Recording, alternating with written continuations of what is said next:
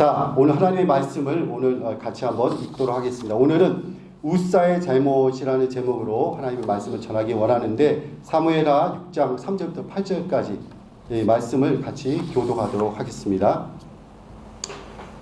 그들이 하나님의 궤를 새 수레에 싣고 산에 있는 아비나답의 집에서 나오는데 아비나답의 아들 우사와 아효가 그 새 수레를 모니라.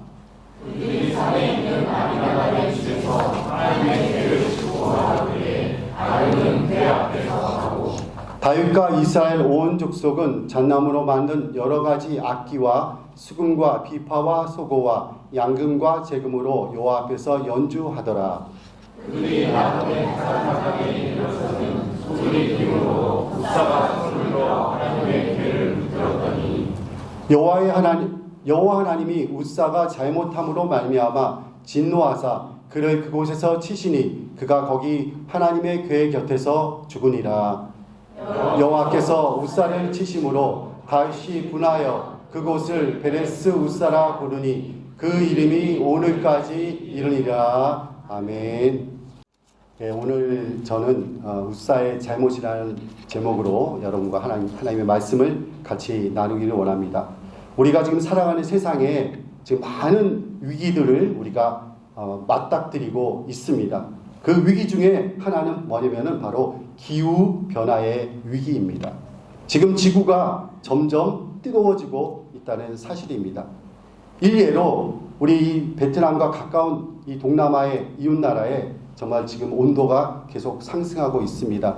태국만 하더라도 지난 4월, 5월 달에 온도가 42도까지 올라갔는데 그 체감 온도는 54도 정도였다고 합니다. 그래서 수십 명의 사람이 그 열사병으로 죽었다고 합니다. 그리고 인도는 온도가 45도까지 올라갔는데 야외 활동을 하던 사람들 중에 수십 명이 그 열사병으로 또 죽었다고 이렇게 합니다. 또 필리핀은 44도까지 올라갔는데 기상 관측 이래로 그렇게 온도가 많이 올라간 적이 처음이었다고 그렇게 말합니다. 그런데 이 베트남도 예외는 아닙니다. 세계 기후 지수 글로벌 클라이밋 인덱스에 따르면은 베트남은 기후 변화에 가장 심각한 영향을 받는 나라 중에 하나이다. 이렇게 베트남을 지금 말하고 있습니다. 그리고 지난주에는 미국의 텍사스주에서 큰 우박이 떨어졌는데 얼마나 크냐면은 멜론만한 크기만한 우박이 떨어졌다고 합니다. 제가 그래서 사진을 한번 보여드리려고 합니다. 여러분 이만한 우박이 떨어졌습니다. 이걸 여러분 믿으실 수가 있겠습니까?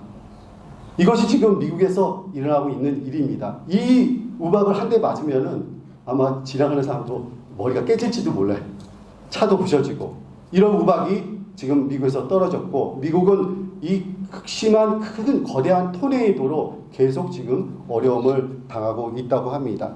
이러한 기상 이변으로 실험하는 것은 미국뿐만이 아닙니다. 독일의 남부 지역에는 일주일간의 폭우가 정말 계속 내려서 비상사태가 선포됐다고 합니다. 그 다음 사진을 한번 보실까요? 여기는 지금 독일입니다. 지난 5월 30일부터 6월 3일까지 4일 동안 비가 내렸는데 이 비의 양은 한 달의 평균 비의 양보다 더 많은 양이 순식간에 이렇게 비가 와서 전 지역을 다 덮고 그래서 수많은 인명피해도 생겼다고 합니다. 그래서 이러한 기상 이변과 관련해서 세계 기상기구는 이렇게 말합니다. 인간 활동으로 발생한 온실가스 때문에 산업화 시대 이전보다 홍수의 가능성이 2배나 더 늘었다고 이렇게 합니다. 또한 해수면의 상승으로 인해서 지금 육지가 점점 침식을 당하고 있습니다. 그리고 엘니뇨의 현상으로 당분간은 아시아의 기온은 더욱 올라갈 것으로 지금 전망하고 있습니다. 얼마 전에 영국에서 출발한 비행기가 싱가포르로 향하다가 갑자기 난기류를 만나서 비행기가 급강하하는 일이 생겼습니다. 그것 때문에 그 비행기에 타고 있던 한 분이 심장마비로 돌아가시게 됐습니다. 그리고 그 비행기는 비상 착륙을 했는데 태국에 비상 착륙을 했는데 거기에 타고 있던 200명 중에 100명의 사람이 치료를 이렇게 부상을 입어서 치료를 받았다고 합니다. 학자들은 이러한 일이 기후 변화 때문에 지금 일어난 일이라고 지금 말하고 있습니다. 그리고 앞으로 이런 사고가 또 일어날 것을 예측하고 있는 것입니다. 그런데 이 비행기에 사고로 다친 사람들은 대부분 어떤 사람이냐면 안전벨트를 하고 있지 않았던 사람이라고 그럽니다. 그러니까 여러분께서 비행기 타고 다니실 때 좌석벨트 사인이 꺼져 있어도 안전벨트를 매시기 바랍니다. 여러분 어제 많이 들어본 얘기 아닙니까? 좌석벨트 사인이 꺼져 있어도 안전벨트를 꼭 매시고 다니시기 바랍니다. 저는 이 사건을 보면서 그런 생각이 들었습니다. 우리 예수님은 우리의 삶의 안전벨트구나. 예수님에게 바짝 붙어 있고 예수님에 잘 붙어 있어야 우리는 기류를 만나고 난기류를 만나도 우리는 살 수 있구나. 예수님이 우리의 안전벨트인 줄 믿습니다. 다시 기후변화로 제가 돌아와서 이 기후변화의 위기는 우리의 실생활에 지금 피부로 느끼고 있습니다. 여러분 초콜릿 좋아하시는 분들 못 느끼십니까? 초콜릿 가격이 올라갔습니다. 초콜릿을 안 좋아하시는군요. 지금 곡물 가격이 지금 오르고 있는 것입니다. 피부에 지금 와닿습니다. 그런데 이러한 기후변화 위기가 왜 찾아온 것입니까? 인간의 탐욕 때문에 기후변화 위기가 찾아왔습니다. 인간이 욕심을 채우기 위해서 자연을 무분별하게 개발하면서 자연이 파괴되었던 것입니다. 또한 이런 기후변화의 위기는 하나님의 말씀에 대한 잘못된 해석 때문에 이런 위기가 우리에게 찾아온 것입니다. 창세기 1장에 보면 하나님께서 천지창조를 하시고 사람을 창조하시고 아담과 하와에게 명령을 내리셨습니다. 이것을 우리는 문화명령이라고 합니다. 창세기 1장 28절 말씀입니다. 우리 같이 한번 읽기 원합니다. 시작. 하나님이 그들에게 복을 주시며 하나님이 그들에게 이르시되 생육하고 번성하여 땅에 충만하라. 땅을 정복하라. 바다의 물고기와 하늘의 새와 땅에 움직이는 모든 생물을 다스리라 하십니다. 아멘. 이것이 문화명령인데 너무나 귀한 우리 하나님이 우리에게 주신 명령입니다. 근데 여기 보니까 땅에 충만하라. 거기까지 좋아요. 근데 땅을 정복하라. 정복하라는 이 말 때문에 많은 오해가 생기는 것입니다. 이 정복하라는 말은 히브리어로 카바시라는 말입니다. 카바시. 이건 뭐냐면 그들로 순종하게 하라. 따르게 하라. 그런 원래 말의 의미가 있습니다. 근데 이것은 하나님께서 우리에게 주실 때 너희들은 자연을 잘 탐구하고 자연을 잘 관찰하고 자연을 잘 개발해서 인류에게 좋은 것들로 발전시켜라. 이런 뜻입니다. 다시 말해서 개발하라. 발전시키라. 그런 말로 해석할 수가 있는 것입니다. 그리고 그 다음에 나온 말하고 마지막에 생물을 다스리라 하시니라. 이 다스리라는 말과 같은 의미로 사용되고 있습니다. 즉 하나님이 주신 자연을 잘 관리하라는 말입니다. 하지만 인간은 이 말씀을 왜곡하고 잘못 적용해서 자연을 수탈의 대상으로 삼은 것입니다. 그 결과 자연이 파괴되었고 회복력을 잃고 말았습니다. 그래서 지구가 지금 병들어 현재 기후변화라는 몸살을 앓고 있는 것입니다. 우리는 여기서 정말 귀중한 교훈을 발견하게 됩니다. 하나님의 말씀을 제대로 이해하지 못했을 때, 그리고 하나님의 뜻을 왜곡할 때 우리는 큰 위기에 빠질 수 있다는 것입니다. 오늘 본문에 나오는 웃사의 죽음도 이러한 맥락을 같이 하고 있다고 저는 생각이 됩니다. 웃사도 하나님의 말씀을 잘 알지 못했을 뿐만 아니라 거기에 나오는 다윗 또한 하나님의 계명을 제대로 따르지 못한 것을 우리는 보게 됩니다. 오늘 본문의 말씀을 통해 우리는 신앙생활에서 웃사의 잘못과 같은 잘못을 하지 말아야 하겠습니다. 그러면은 웃사가 죽은 이유는 무엇입니까? 저는 두 가지를 여러분 말씀드리기 원하는데, 첫 번째, 웃사는 하나님의 말씀을 잘 알지 못했기 때문에 죽임을 당한 것입니다. 다시 말해서 하나님의 말씀에 무지했기 때문에 죽음을 당한 것입니다. 두 번째는 웃사와 다윗이 하나님의 규례를 제대로 지키지 않았기 때문입니다. 법궤를 옮길 때 하나님의 원칙을 따르지 않았기 때문에 그렇게 된 것입니다.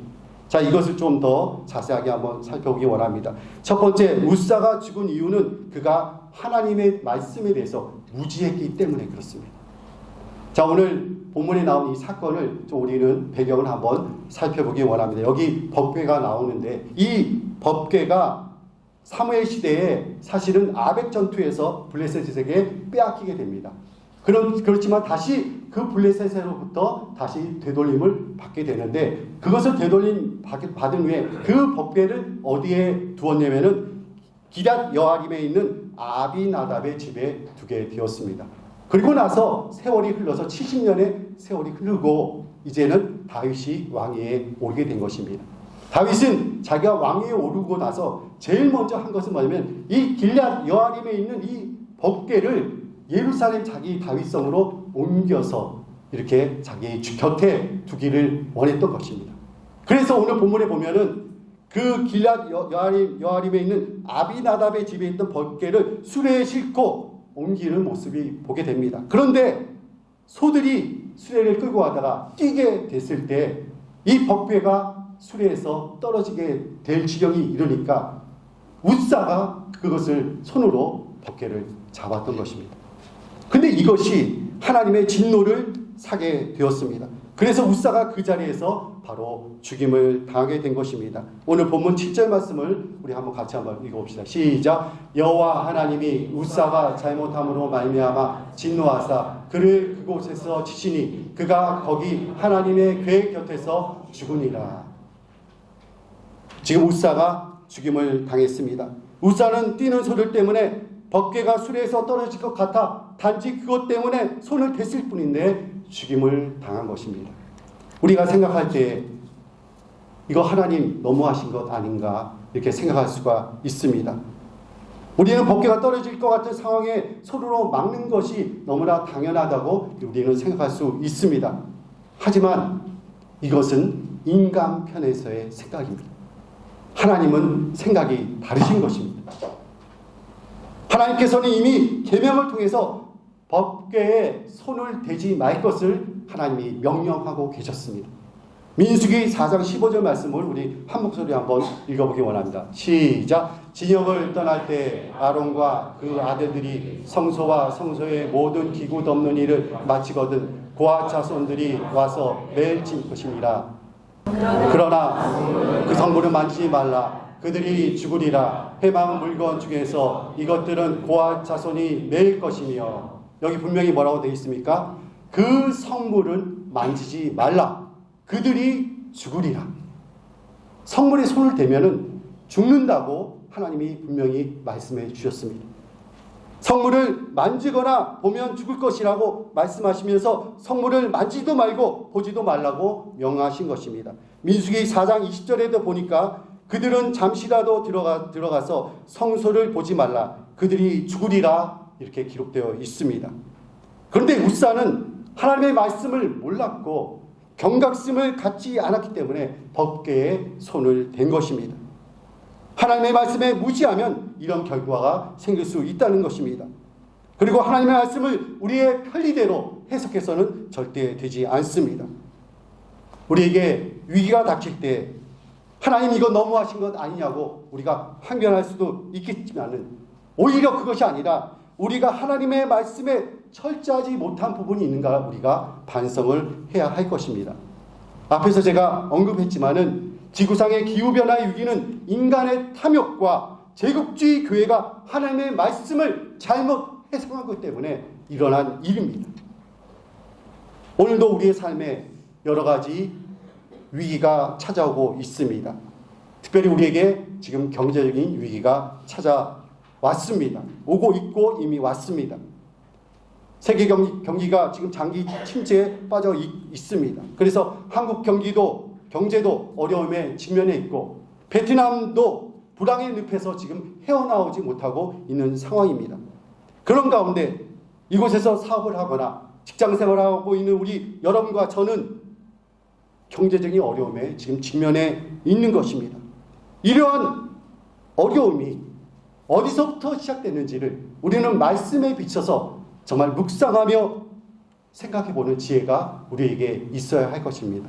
물론 객관적인 요인이 있습니다.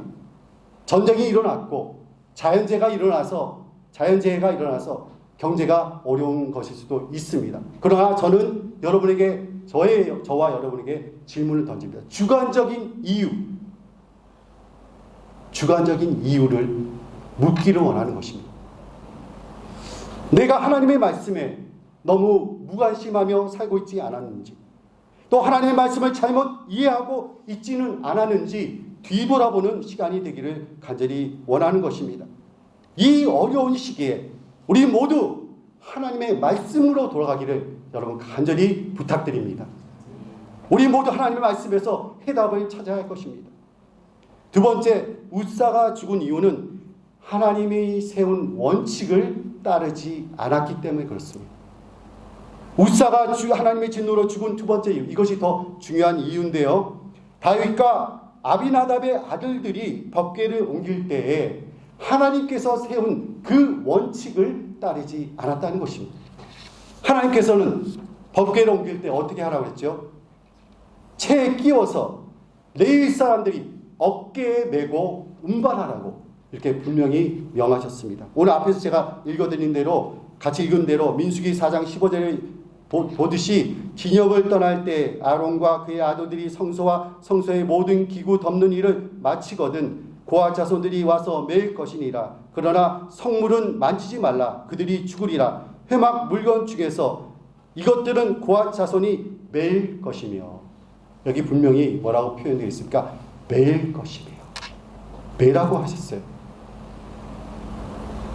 여기에 성물을 옮길 때 레위 자손들인 고아 자손들이 맬 것을 명하고 있습니다. 하지만 오늘 본문에서 다윗과 아비나답의 아들들은 새 수레로 법궤를 옮기려 했던 것입니다. 하나님이 명하신 원칙대로 하지 않은 것입니다. 수레로 운반하는 것 뭡니까? 세상적인 방법이고 세속적인 방법입니다. 또 한 가지, 이 수레로 옮기는 방법은 블레셋 사람들이, 세속적인 사람들이 법궤를 옮길 때 사용했던 방법입니다. 그 방법을 지금 다윗과 이 자녀들이, 웃사가 따라서 하고 있는 것입니다. 다윗은 나중에 이것을 깨닫고 오베데돔의 집에서 법궤를 옮길 때에는 레위 자손이 법궤를 어깨에 메어 옮기는 모습을 우리는 보게 됩니다. 우리 역대상 15장 13절 말씀을 함께 큰 목소리로 한번 읽어봅시다. 시작. 전에는 너희가 매지 아니하였으므로 우리 하나님이 여호와께서 우리를 찢으셨으니 이는 우리가 규례대로 그에게 구하지 아니하였음이라 하니. 여기 지금 다윗은 고백하고 있습니다. 전에 너희가 매지 않았기 때문에 하나님께서 우리를 찢으셨다. 이는 우리가 하나님의 규례대로 하지 않았기 때문이다. 여기서 다윗은 자신의 잘못을 뉘우치고 있습니다. 다윗은 정확하게 우리가 규례대로 하지 않았기 때문에라고 지금 고백하고 있는 것입니다. 그리고 이어진 구절 역대상 15장 15절에 보면은 이렇게 기록하고 있습니다. 모세가 여호와의 말씀을 따라 명령한 대로 레위 자손이 채에 하나님의 궤를 깨어 어깨에 매니라. 다윗이 깨달은 후에는 법궤를 레위인들의 어깨에 메어 운반하게 했던 것입니다. 또한 법궤는 유일하게 누가 메어 했으면 레위인들만 메일 수가 있게 하셨습니다. 역대상 15장 2절에 보니까 다윗을 또 깨닫습니다. 다윗이 이르되 레위 사람 외에는 하나님의 궤를 맬 수 없나니 이는 여호와께서 그들을 택하사 여호와의 궤를 메고 영원히 그를 섬기게 하셨음이라 하고 이렇게 되어 있습니다. 레위인들만 매는 거예요. 그러니까 하나님의 원칙은 무엇입니까? 법궤를 맬 때 레위인들만 운반하는 것이 첫 번째 원칙. 두 번째, 어깨에 메고서 운반하는 것이 하나님의 원칙입니다. 하나님이 세우신 규례에 따라 궤를 운반했을 때 더 이상 문제가 생기지 않게 됩니다. 여기서 저희는 귀한 교훈을 발견하게 됩니다. 하나님의 일을 할 때 하나님께서 세우신 원칙을 지켜야 한다는 것입니다. 하나님께서 세우신 원칙을 따르지 않을 때 우리에게 위기가 찾아오는 것입니다. 그러면 하나님이 세우신 원칙은 무엇입니까? 하나님이 세우신 원칙은 바로 66권, 하나님의 성경이 바로 하나님의 원칙인 것입니다.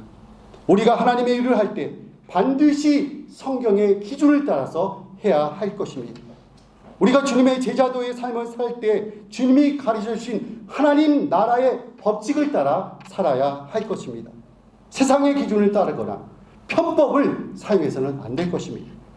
성경은 우리가 경기할 때 법대로 해야 된다고 주님은 말하고 있습니다. 우리 디모데후서 2장 5절 말씀 우리 한번 큰 목소리로 읽어봅시다. 시작. 경기하는 자가 법대로 경기하지 아니하면 승리자의 관을 얻지 못할 것이며, 우리가 손해를 보더라도 원칙을 지키는 자가 되어야 하겠습니다. 성경의 원칙대로 하는 것이 어떻게 보면 가장 늦은 것 같지만은 가장 빠른 길이 될 수 있다는 것을 여러분 명심하시기 바랍니다. 자, 오늘 또 본문에서 한 가지 또 중요한 것을 우리가 깨닫게 됩니다. 법궤가 아비나답의 집에 있었던 기간이 몇 년이면 70년이에요. 70년. 하지만은 이 70년 동안 법궤가 자기네 집에 있었음에도 불구하고 아비나답과 그 자손들은 하나님의 원칙과 규례와 하나님의 방법을 깨우치지 못했던 것입니다. 하나님의 법과 원칙을 깨닫지 못했습니다. 그래서 결국 하나님의 법과 원칙을 범하는 실수를 범하게 됩니다. 또 이 70년 동안 법궤가 옆에 있었는데 아비나답의 집에 하나님의 복이 임했다는 성경 구절이 나오지 않는다는 사실입니다. 반면에 오벳 에돔의 집에는 3개월만 법궤가 있었는데 그 오벳 에돔의 집에서는 하나님께서 그 가정에 복을 내리셨다고 성경은 기록하고 있습니다. 이 오벳 에돔은 레위 지파인 고핫의 자손입니다. 오벳 에돔은 신명기 말씀을 잘 숙지하고 있었고 하나님의 원칙을 잘 알고 있었습니다. 그래서 오벳 에돔에서 법궤가 옮겨갈 때에는 레위인이 메고 가도록 했던 것입니다. 하나님의 말씀을 알고 하나님의 말씀을 따르고 하나님의 원칙대로 사는 그 가정에 하나님이 복을 내려주시리라 믿습니다. 오늘 본문 11절 말씀 큰 목소리로 한번 읽기 원합니다. 시작. 여호와께가 가뎃 사람 오벳 에돔의 집에 석 달을 있었는데 여호와께서 오벳 에돔과 그의 온 집에 복을 주시니라. 아멘. 또한 이 법궤는 무엇을 상징합니까? 하나님의 인재를 상징합니다. 법궤가 바로 곁에 70년 동안 있었는데 하나님의 인재를 경험하지 못한 사람, 바로 누굽니까? 아비나답의 가정이 그런 가정입니다. 옆에 법궤가 있었는데 하나님의 인재를 경험하지 못했습니다. 참 딱한 가정입니다. 반면 법궤가 들어온 날부터 3개월 동안 하나님의 인재를 경험하면서 축복을 받은 오벳 에돔의 가정이 있습니다. 오늘 우리가 마주한 어려움과 역경 속에서 여러분과 저가 먼저 하나님의 인재를 경험하기를 간절히 원합니다. 하나님이 우리와 함께 하심을 삶 속에서 체험해야 하는 것입니다. 그래서 여호와께서 함께 하셔서 축복을 받았다는 소문이 나는 것입니다. 오늘 본문에 보면 오벳 에돔의 집과 그 모든 소유에 복을 주셨다는 소문이 다윗의 귀에도 들어가게 된 것을 11절 말씀에 기록하고 있습니다. 경제 위기 속에 있는 우리의 가정들이 하나님의 인재를 경험하고 축복된 가정으로 변화되기를 주님의 이름으로 간절히 축원합니다. 결론을 맺겠습니다. 오늘 본문에서 나오는 우사의 죽음을 통해서 우리는 하나님의 메시지를 깨닫게 됩니다. 우사는 왜 죽었습니까? 첫 번째, 그는 하나님의 법을 잘 알지 못했기 때문에 그렇습니다. 하나님의 법에 대해 무지했기 때문에 그가 죽었던 것입니다. 그는 신명기에 나온 하나님의 명령과 계명을 깨닫지 못했습니다. 그래서 자기의 소견대로 행동을 한 것입니다. 두 번째 이유는 다윗과 아비나답의 아들들이 하나님의 기준과 원칙을 따르지 않았기 때문에 그렇습니다. 어떠한 경우라도 우리는 세상의 기준과 원칙을 따라서는 아니 될 것입니다. 하나님이 세우신 기준, 즉 성경 말씀을 따라 행동하는 여러분과 저가 되기를 원합니다. 자, 그러면서 우리가 우사의 잘못된 전철을 밟지 않기 위해서 우리는 어떻게 해야 하는가? 저는 두 가지를 여러분에게 부탁드리고 제안을 드리고 싶습니다. 첫 번째, 하나님의 말씀을 공부하자. 하나님의 말씀을 공부하자. 저 따라서 하시기 바랍니다. 하나님의 말씀을 공부하자. 하나님 말씀을 알아야 되겠습니다. 하나님의 말씀에 대해 무지한 자가 되어서는 안 되겠습니다. 그리고 하나님에 대해서 성경에 대해 묻는 자들에게 대답할 말을 미리 준비하는 자들이 되어야 하겠습니다. 베드로전서 3장 15절 16절에 보니까 너희 마음에 그리스도를 주로 삼아 거룩하게 하고 너희 속에 있는 소망에 관한 이유를 묻는 자에게는 대답할 것을 항상 준비하되 온유와 두려움으로 하고 선한 양심을 가지라. 이는 그리스도 안에 있는 너희의 선행을 욕하는 자들로 그 비방하는 일에 부끄러움을 당하게 하려 함이니라. 여기 뭐라고 되어 있습니까? 너희의 소망에 대해서 묻는 자들에 대해서 대답할 말을 항상 준비하라. 여러분, 사랑하는 성도 여러분, 주의 여러분의 믿음에 대해서, 교회에 대해서, 성경에 대해서, 질문에 대해서 대답할 준비가 되어 계십니까? 우리가 우리의 천국 소망에 대해 이유를 묻는 자들에게 대답할 것을 항상 준비해야 할 것입니다. 그리고 여기 성경에 보니까 선한 양심을 가져야 한다고 말합니다. 하나님 나라의 원칙을 따라 살아야 된다는 것입니다. 선으로 악을 이겨야 한다는 것입니다. 자, 두 번째는 제안드린 것은 하나님의 인재를 경험해야 합니다. 저를 한번 따라서 해볼까요? 하나님의 인재를 경험하자. 하나님의 인재를 경험하자. 하나님의 인재를 경험하자. 교회에 오래 다닌 것이 중요한 것이 아닙니다. 예배에 나와서 하나님의 살아계심을 경험해야 할 것입니다. 하나님을 경험할 때 여러분 어떤 일이 일어납니까? 하나님을 경험할 때 다윗처럼 춤을 추는 일이 일어나게 되는 것입니다. 하나님을 경험하면 다윗처럼 하나님을 찬양할 때 춤을 추며 찬양하는 일이 일어나게 됩니다. 우리 14절 말씀 큰 목소리로 한번 읽어보기 원합니다. 시작. 다윗이 여호와 앞에서 힘을 다하여 춤을 추는데 그때 다윗이 배 에봇을 입었더라. 다윗은 한 나라의 왕입니다. 권력과 권세와 권위가 있는 자리에 있는 분입니다. 하지만은 하나님의 인재를 경험하고 하나님의 은혜를 받았을 때 그가 찬양할 때 춤추며 찬양했다는 사실입니다. 다윗은 하나님의 법궤가 다윗 성으로 들어갈 때 너무 기뻐서 춤을 추었습니다. 그의 아내 미갈이 다윗의 모습을 보고 정말 천박하다고 무시할 정도로 다윗은 그렇게 춤을 추었던 것입니다. 우리가 하나님을 만나면 하나님을 인재를 경험하게 되면 우리도 기뻐서 다윗처럼 춤을 추게 되리라 믿습니다. 여러분 찬양 중에 그런 찬양 있죠. 다윗처럼 춤을 추면서 우리 한번 오늘 춤을 춰볼까요? 정말 하나님의 인재를 경험하면 기뻐 찬양할 때 춤추며 찬양할 수밖에 없다는 사실을 우리가 다윗을 통해서 알게 됩니다. 우리가 하나님을 만나서 하나님 인재를 경험하게 되면 우리도 다윗처럼 춤을 추게 됩니다. 오늘 우리가 하나님의 말씀을 깨닫고 그 기준을 지키며 사는 자가 되기를 간절히 원합니다. 또 하나님의 인재를 경험함으로 기쁨으로 춤추며 하나님을 찬양하기 원합니다. 그럴 때 오베데돔의 집에 또 소유에 하나님께서 복을 주신 것처럼 우리에도 우리 가정에도 그 축복이 임할 것을 믿습니다.